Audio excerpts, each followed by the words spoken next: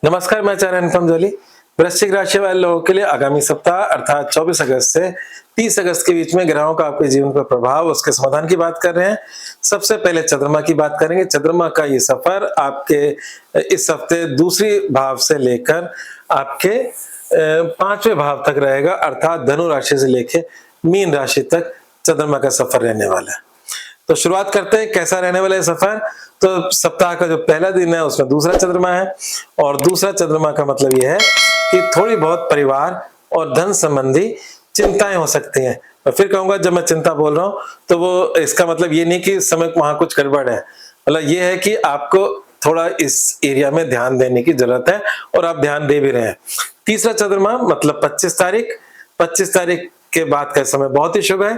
तीसरा चंद्रमा आपकी छोटी मोटी सुखद यात्राएं, नए पुराने दोस्तों से मिलवाता है, समाज में आपके वर्चस्व को बढ़ाता है, और कहीं ना कहीं आपके कामों की प्रशंसा भी दिलाता है, और सामाजिक कार्य में आपका योगदान भी रहता है। तो तीसरा चंद्रमा भी बहुत ही शुभ माना जाता है। चौथा चंद्रमा शुभ नहीं माना जाता, और आपकी राशि से चौथे में ऑलरेडी राहु देव वहां बैठे हैं, और जब चंद्रमा वहां जाएंगे तो मानसिक रूप से थोड़ा बहुत परेशान करते ही करते हैं। और जब मानसिक रूप से परेशान करते हैं तो उस समय हम कोई बड़े निर्णय नहीं लेते, क्योंकि निर्णय लेने में कभी कभी गलत निर्णय हो सकते हैं।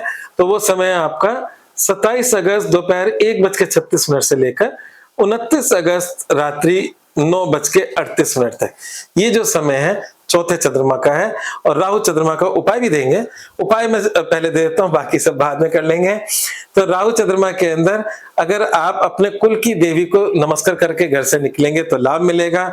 अगर आपको कुल की देवी का नहीं पता तो कोई बात नहीं, माँ काली के स्वरूप का भी नमस्कार करके आप निकलते हो तो लाभ मिल सकता है। तो चौथे चंद्रमा में थोड़ा बहुत पूजा पाठ बढ़ाएं। और अभी इस समय अगर हम बात करें तो चौथे चंद्रमा के अंदर माँ दुर्गा की उपासना हर प्रकार से लाभ होगी। चंद्रमा इज ए फीमेल प्लैनेट, और साथ में राहु जो है वो दुर्गा को रिप्रेजेंट करता है। तो देवी के किसी भी रूप में, दुर्गा हो काली हो, आपकी पूजा बहुत लाभकारी रहेगी। एक मंत्र देता हूं, चमत्कारिक मंत्र है, नवाण मंत्र है, शक्तिशाली मंत्र है, हमारे दुर्गा सप्तशती का मंत्र है, ओम ऐं ह्रीं क्लीं चामुंडा विच्चे। ये 9 अक्षर का मंत्र है। ये आपके जीवन में ऐसे बुरे समय में आपको लाभ दे सकता है। तो ये जो चंद्र राहु का जो कॉम्बिनेशन चौथे घर का है, इसके जितने संभव उपाय हो सकते थे वो मैंने आपको दिए। और जो सप्ताहांत है, सप्ताहांत आपके 5वीं राशि जहां वक्री शनि बैठे हैं वहां पर हल्की सी चिंताएं, परंतु वहां कोई ऐसा कष्ट नहीं दे रहे। चिंताएं किस प्रकार की? आपके संतान संबंधित चिंता, शिक्षा संबंधित चिंता, रिलेशनशिप से रिलेटेड चिंताएं और शेयर मार्केट संबंधित चिंताएं हो सकती हैं। पर यहाँ चिंताएं हैं, नुकसान नहीं दिख रहा। वहां पे चिंताओं से अगर आप सही निर्णय लोगे तो सही हो जाएगा। तो इस समय आपको कहीं ना कहीं एक मार्गदर्शन की जरूरत रहती है। तो ये था चंद्रमा का सफर हमारे मतलब 7वें दिन का। इसके अलावा एक अच्छी बात जो है, जो बहुत ही अच्छी बात है, वो ये है कि इस समय आपकी राशि से दशम राशि में केतु, सूर्य और बुध बैठे हैं, जो बहुत ही पावरफुल है, बहुत ही अच्छा है। जो लोग अपने प्रमोशन का इंतजार कर रहे थे या नौकरी में बड़े परेशान हो रहे थे, उनकी परेशानी का समाधान होगा।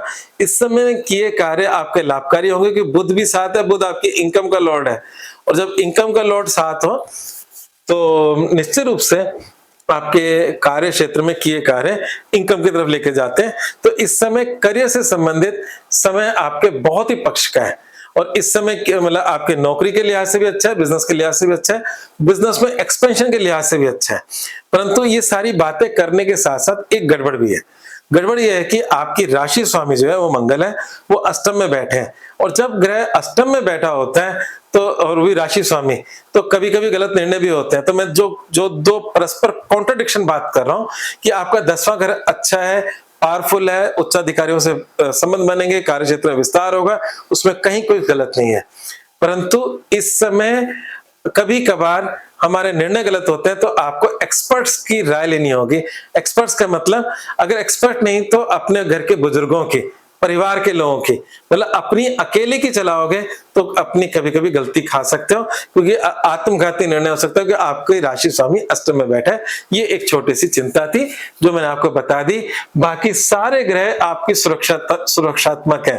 हालांकि अष्टम बैठे हैं पर आपको फिर भी सुरक्षा मिल रही है, फिर भी आपको एक ताकत मिल रही है, उच्च के बृहस्पति की दृष्टि से आपको ताकत मिल रही है, 10वां घर सुदृढ़ है, तो इसलिए ये टेम्पररी समय मंगल का उपाय कर लो। अपनी राशि स्वामी का उपाय करने से सब कुछ मतलब सेटल हो जाएगा। अब राशि स्वामी है कौन? मंगल। मंगल का के देवता कौन है? हनुमान जी। तो बस अगर इस हफ्ते को या आगे भी अच्छा करना और अपने जीवन को भी अच्छा करना है, तो कल युग में तो हनुमान जी प्रत्यक्ष है। और हम लोगों की मान्यता है, आस्था है पूरी, कि जब हम सुंदरकांड का पाठ करते हैं तो वो किसी भी रूप में उस सुंदरकांड के पाठ को सुनने आते हैं, उनको पसंद है सुंदरकांड का पाठ। तो आप हनुमान चालीसा, सुंदरकांड का पाठ इस समय करेंगे तो आपके मतलब हनुमान जी खुद आपकी निर्णय क्षमता को ठीक करेंगे। कुमति नवार सुमति के संगी कहा है उन्हें, तो इसलिए आपकी कुमति से हटाकर आपको सुमति लेप पर लेकर आएंगे। ये काम करें तो आपके जीवन में इस हफ्ते निश्चित रूप से सफलताएं आपके मतलब रास्ता बनाएंगी। साथ ही साथ अगर मूल मंत्र की बात करें तो स्वास्थ्य का ध्यान रखें, जल्दबाजी में कोई निर्णय न ले। ये बात मंगल की वजह से बोला है, मंगल के अष्टम होने से, क्योंकि आप स्वयं जो हो मंगल हो और वो अष्टम में जा रहा है, तो कभी हमारी गलतियों से हेल्थ के प्रॉब्लम्स भी आ जाती है, तो इस चीज का ध्यान रखें। आज बस इतना ही, धन्यवाद।